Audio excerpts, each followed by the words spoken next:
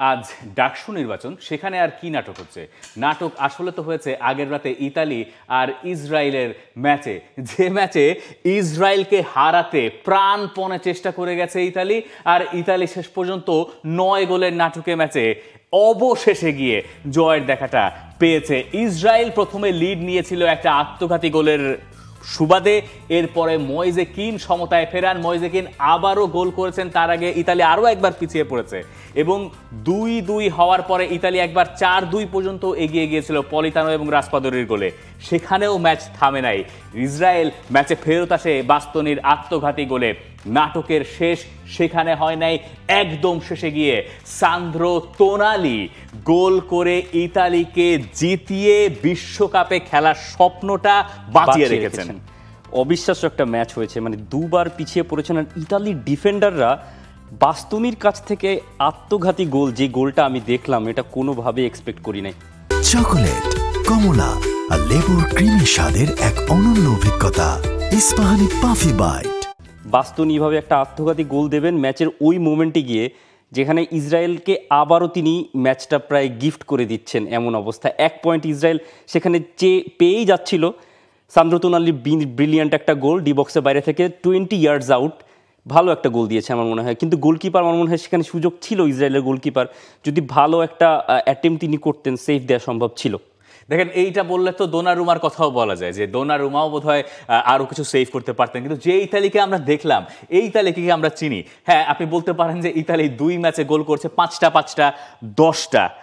আপনি বলতে পারেন যে ইতালি এই প্রথম বিশ্বকাপ বাছাই পর্বের কোনো ম্যাচে আওয়ে ফিল্ডে গিয়ে তারা 5 গোল করেছে। ইতিহাসে এরকম কোনো নিদর্শনই নাই যে ইতালি আওয়ে ম্যাচে গিয়ে 5 গোল করেছে। বলতে পারেন যে গাতুসোর আন্ডারে এই টিমটা তো গোল করছে, কিন্তু গোল হজম করাটা কে ঠেকাবে? ইসরায়েলের মতো দলের সাথে, ইসরায়েল অবশ্য ভালো খেলেছে আমার কাছে মনে হয়েছে, ইসরায়েলের মতো দলের সাথে আপনি যখন 4টা গোল খেয়ে যান এবং হারাতে আপনার 5টা গোল করা লাগে, এটা তো অতিরিক্ত ইতালি সুলভ। সেটা কিন্তু প্রেস কনফারেন্সে গাতুসো স্বীকার করেছেন। তিনি দোষটা কিন্তু নিজের কাছেই রেখেছেন, বলছেন যে প্লেয়ারদের এখানে দোষ নেই, আমাদের টিমের যে ফ্র্যাজিলিটি সেটা এখনও বিদ্যমান, সেই দোষটা আমি আপাতত নিজেই নিচ্ছি। তো গাতুসোর সেকেন্ড ম্যাচ ইনচার্জ, প্রথম ম্যাচটা জিতেছেন, সেকেন্ড ম্যাচটা জিতেছেন, কিন্তু এই মুহূর্তে আমি যেটা বলেছিলাম গতবারের শোতে, যে ইতালিকে আমি সরাসরি বিশ্বকাপের মূল পর্বে দেখছি, সেইখানে কিন্তু একটু শঙ্কা আমি এই ম্যাচটা দিয়ে পেয়েছি।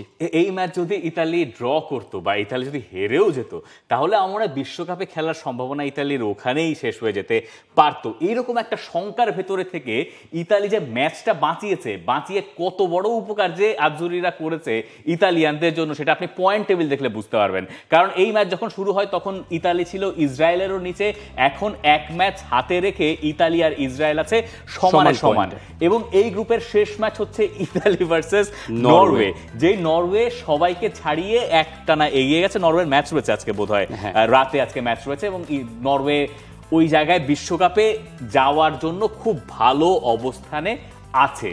ইতালির এই যে আমরা খেলা দেখলাম, এখানে পজিটিভ কিছু যদি খুঁজে বের করতে বলি, বা আমি যদি বের করার চেষ্টাও করি, তাহলে আমি একটা জিনিস খুঁজে পাই, সেটা হচ্ছে ময়েজে কিন এবং রাতিগির পার্টনারশিপ। আমরা আগের দিন বলছিলাম না যে 4-4-2 একটা ফরমেশনে তারা ট্রাই করছে, যেখানে 2 স্ট্রাইকার তারা খেলাচ্ছে, রাতিগি আর ময়েজে কিন।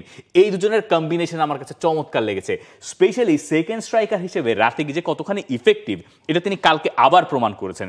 ময়েজে কিনের 2টা গোলে তার প্রভাব ছিল, তিনি সেকেন্ড গোলটা স্পেশালি যে দুর্দান্ত অ্যাসিস্ট করলেন, সেকেন্ড গোলটাই তো রাইট, এবং পরে গিয়ে সবগুলো গোলে তার কিছু না কিছু প্রভাব আছে। শেষ পর্যন্ত তো তিনি ছিলেন না মাঠে, কিন্তু সবগুলোর ভেতরেই বিল্ড আপে অ্যাটলিস্ট তার একটা ইফেক্ট ছিল। 3টা অ্যাসিস্ট করেছেন রেতেগি, গত ম্যাচে তিনি 2টা গোল করেছেন।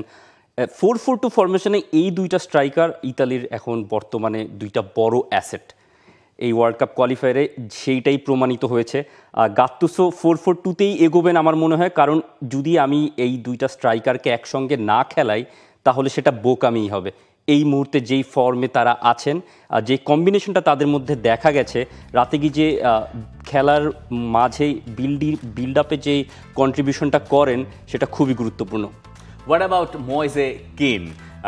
অনেকদিন পরে এসে ইতালি দলে থিতু হওয়ার স্বপ্ন বোধহয় তিনি দেখতে পারেন। যে সময় তার ক্যারিয়ার শুরু হয়েছিল তখন তাকে ধরা হচ্ছিল যে ইতালির নেক্সট হট প্রসপেক্ট, অনেকে তার ভেতরে মারিও বালোতেল্লির ছায়া দেখেন।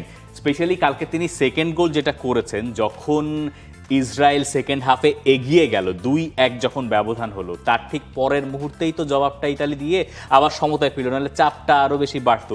ওই গোলটায় বালোতেল্লির ছায়া কি আমি দেখেছি। হ্যাঁ, একটু ছাপ ছিল, কারণ মানে এত কনফিডেন্স তার মধ্যে, মানে বারবার দল পিছিয়ে যাচ্ছে কিন্তু তার মাঝে ওই ভয়টা ছিল না যে এই ম্যাচটা হেরে গেলে কি হবে বা এরকম কিছু। আমরা তো একটা নিউট্রাল টার্ফে খেলছি, হাঙ্গেরিতে খেলা হয়েছে, তো ওই কনফিডেন্সটা কিন্তু কখনোই ঘাটতি দেখিনি আমি মইজেকিনের মাঝে। খুব এনজয় করছেন, এগোচ্ছেন, গোল করছেন, মানে খুবই এনজয় করছেন, খুবই ফ্রি মাইন্ডে তিনি খেলছেন। এই খেলাটা যদি ইসরায়েলের মাঠে হতো, কথার কথা, তাহলে ইসরায়েলের সমর্থকরা চাপ দিত এবং সেটাই ইতালি আরও বেশি ভঙ্গুর হয়ে পড়তে পারত। ইতালি এই ডিফেন্স নিয়ে কি বিশ্বকাপে যেতে পারবে? মানে এইটা তো ইতালির হওয়ার কথা না। ইতালি তো ইসরায়েলের কাছে 4টা গোল খাওয়ার কথা না। ইসরায়েল এই মুহূর্তে যে 4টা গোল দিয়েছে ইতালিকে, এটা অবশ্যই ইতালির জন্য একটা ভাবনার বিষয়। আরোগুলো ম্যাচ আছে, একেবারে লাস্টে গিয়ে যে ম্যাচটা নরওয়ের সঙ্গে, সেই ম্যাচটা যদি জেতে ইতালি, গোল ডিফারেন্স কিন্তু নরওয়ের এখনও অনেক বেশি, যেখানে ইতালি এখনও অনেক পিছিয়ে আছে। তো আমার মনে হয় যে সরাসরি বিশ্বকাপে খেলাটা ইতালির জন্য এই মুহূর্তে অনেক কঠিন। ইতালির পরীক্ষা তো আরও বাকি আছেই, এবং ইতালিকে বিশ্বকাপ পর্যন্ত যেতে হলে এই গ্রুপের শীর্ষস্থানে থাকতে হবে, আর 2 নম্বর দলটা চলে যাবে প্লে অফে। আপনার নিশ্চয়ই মনে আছে, আপনি যদি ইতালি ফ্যান হয়ে থাকেন, ইতালি ফ্যান নাও হয়ে থাকেন, সেটা হচ্ছে আগের 2বার ইতালি প্লে অফ খেলতে গিয়ে এই বিশ্বকাপে আর যেতে পারে নাই। এই কারণেই বলছি যে প্লে অফ জুজু একবার চলে এলে ইতালির জন্য খুব কঠিন। এবং ইতালিকে আগের দিনও বলেছি যে ইতালিকে আসলে যে সব পরিস্থিতির ভেতর দিয়ে যেতে হবে বিশ্বকাপ পর্যন্ত পৌঁছাতে, তার কিছু ইঙ্গিত আমরা আগের ম্যাচেও পেলাম। গাত্তুসোকে দেখেছেন, গাত্তুসো মাথায় হাত দিচ্ছেন, টোনালি মাথায় হাত দিচ্ছেন, এইটা কি হচ্ছে, ক্রেজি। আমি যখন খেলাটা দেখতেছি আমি ভাবতেছি যে যখন 4-2 হয়ে গেছে, ঠিক আছে, ইসরায়েল হয়তো খেলায় ফার্স্টে এগিয়ে গিয়েছিল একটা ওন গোলে, লোকাতেলি গোল দিয়েছেন, এরপরে সমতায় ফিরেছে ব্রেকের ঠিক আগে, এরপরে ব্রেকের পরে আবার পিছিয়ে পড়েছে, ধরলাম ওটা একটা দুর্ঘটনা, আবার মইজেকিন ফেরত এনেছেন, এরপরে 4-2 হলো, পলিতানো আর রাসপাদুরি গোল করলেন, রাসপাদুরি স্পেশালি নামার পরপরই তো গোল করে ফেলেন। ঠিক আছে, 4-2 শেষ, খেলা ড্রামা শেষ। কিসের কি মানে 4-3 যখন, তখন বোঝা যাচ্ছে যে ইসরায়েলি ম্যাচে ফিরবে, এবং যখন সেটা 4-4 হলো, তখন তো মনে হচ্ছে যে ইতালি বোধহয় ছেড়ে দেমা কেঁদে বাঁচি অবস্থা। যখনই ইসরায়েল এগিয়ে গিয়েছে, একটাই পজিটিভ জিনিস আমি এই ম্যাচটা থেকে পেয়েছি, ইতালির প্লেয়াররা কিন্তু মেন্টালি ডাউন হয়ে যায়নি। হ্যাঁ, ইতালির প্লেয়ারদের মাঝে ওই তাড়নাটা ছিল যে আমাদের ম্যাচে ফিরতেই হবে। একটা গোল ইসরায়েল দিয়েছে, 2 মিনিটের মাথায় ইতালি একটা ব্যাক করেছে। সেইভাবেই কিন্তু আমরা দেখেছি প্রথমবারেও যখন পিছিয়ে পড়েছে ইতালি, প্রথমবারটা হয়তো একটু সময় লেগেছে, 40 মিনিটসের মাথায় ময়েজেকিন গোল দিয়েছে। সেকেন্ড হাফের গোলটাও খুব তাড়াতাড়ি এসেছে, আবার লাস্টে গিয়ে সান্দ্রো তোনালির উইনিং গোলটাও বেশ ফাস্ট এসেছে। তোনালি এই ধরনের শট করেছিলেন আগের ম্যাচেও। তোনালির জন্য খুবই ভালো যে তিনি এই ম্যাচে ইতালির উইনার হয়ে গেছেন। কিন্তু আপনি আমার কথা কি এবার বিশ্বাস করবেন যে ইতালি বিশ্বকাপে গ্রুপ চ্যাম্পিয়ন হয়ে যাবে না? এইবার আমি আপনার সঙ্গে এক এপিসোড লেগেছে তৌসিফ আপনার আমার সঙ্গে একমত হতে। বিশ্বকাপ বাছাই পর্বে ইউরোপে আজকেও বেশ কিছু ম্যাচ রয়েছে, তাতে অনেকের নজর হয়তো থাকবে হাঙ্গেরি ভার্সেস পর্তুগালের ম্যাচটার দিকে। ক্রিস্টিয়ানো রোনালদোর সেখানে খেলার কথা। সার্বিয়া ভার্সেস ইংল্যান্ডের জন্য খুব সহজ কাজ হয়তো হবে না। আর ফ্রান্স ভার্সেস আইসল্যান্ড। আমি একটা ছবি দেখছিলাম যেখানে হাঙ্গেরির সবোজলাই এর আগে যখন পর্তুগাল গিয়েছিল হাঙ্গেরিতে খেলতে, সেখানে বল বয় হিসেবে ছিলেন ক্রিস্টিয়ানো রোনালদো, এক পাশে জাতীয় সঙ্গীত গাইছেন আর এক বল বয় ডমিনিক সবোজলাই দাঁড়িয়ে আছেন তার আরেক টিমমেটের সাথে। রোনালদো আগের দিন এই আর্মেনিয়ার সঙ্গে ম্যাচ শেষে একটা ভিডিও আপলোড দিয়েছেন, দেখেছেন কিনা জানি না, একটা বল বয়ের সঙ্গে তার যে মুহূর্ত জাতীয় সঙ্গীতের সময়, আর্মেনিয়া জাতীয় সঙ্গীত তখন গাওয়া হচ্ছিল এবং সেই সময় রোনালদো তাকে মানে তার সাথে তার কমিউনিকেশন চলছিল।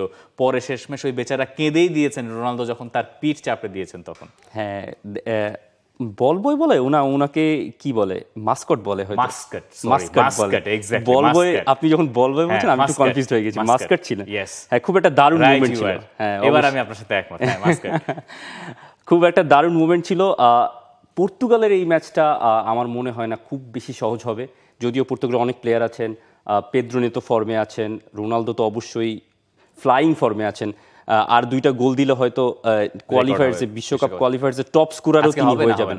আজকে হবে না আপনার কোশ্চেন না, আমি জিজ্ঞেস করছি আপনাকে। আমার মনে হয় রোনালদো ম্যাক্সিমাম 1টা গোল করতে পারেন, 2টা গোল হয়তো এই ম্যাচ থেকে আসবে না। তবে বিশ্বকাপ বাছাই পর্বে পর্তুগালের আরও অনেক ম্যাচ আছে, আমার মনে হয় যে এই বিশ্বকাপের কোয়ালিফায়ার শেষে রোনালদোকে সেই চার্টের টপেই দেখা যাবে। নিশ্চয়ই তাই হবে। ইনফ্যাক্ট অল টাইম রেকর্ডেও হয়তো রোনালদো সেখানে এগিয়ে থাকবে। এই ম্যাচগুলোর প্রেডিকশন আপনার কাছে জানতে চাই। For more updates, subscribe to our YouTube channel and click on the bell icon. Follow us on Facebook and Instagram. Download T-Sports app to enjoy exciting games and highlights.